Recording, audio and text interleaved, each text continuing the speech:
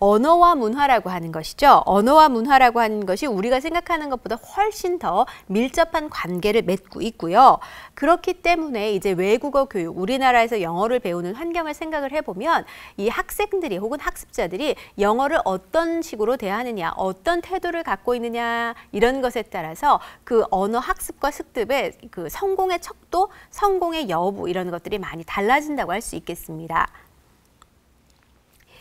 문화를 기본적으로 이해하지 못하고 외국어만 습득한다라고 하는 것은 거의 불가능해요. 그러니까 문화를 완전히 습득하지 못하면 외국어 습득이라고 하는 것 자체가 이루어지질 않아요. 의사소통이라고 하는 것이 언어적인 측면만 가지고 이루어질 수 없는 거거든요. 그걸 기본 개념으로 여러분이 갖고 계시면 정말 좋겠습니다. 그러니까 지금 이 내용들이 시험에 나오느냐 안 나오느냐의 차원이 아니고 여러분의 삶을 한번 돌아보시는 거예요. 나는 영어에 대해서 얼만큼 알고 있느냐, 단어와 문법을 알고 있는 것 말고 그 언어를 사용하는 사람들에 대해서 얼만큼 알고 있느냐, 그 사람들과 얼만큼 내가 이제 그 문화적으로 이제 태도나 이런 것들을 갖고 있느냐 이런 것들 생각을 해보시는 거죠.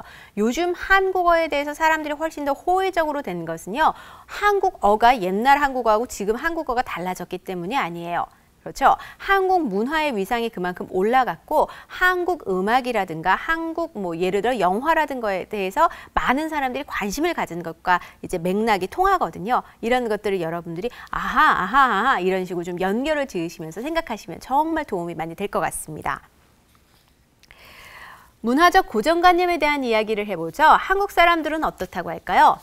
네, 빨리빨리라고 하죠. 굉장히 서두른다고 하죠. 물론 정이 많다라고 얘기를 하고요. 그럼 여러분들 미국 사람이라고 생각하면 어떻게 생각하세요? 외모가 우리랑 다르다? 그것뿐만 아니라 혹시 좀 어떻다고 할까요? 좀 친절하다고 할까요? 혹은 말이 많다? 혹은 친절하다는 혹시 일본 사람이 정말 친절하다고 여러분 생각하시지 않나요? 네, 언어라고 하는 것이 기본적인 그런 문화적인 것들이 있어요.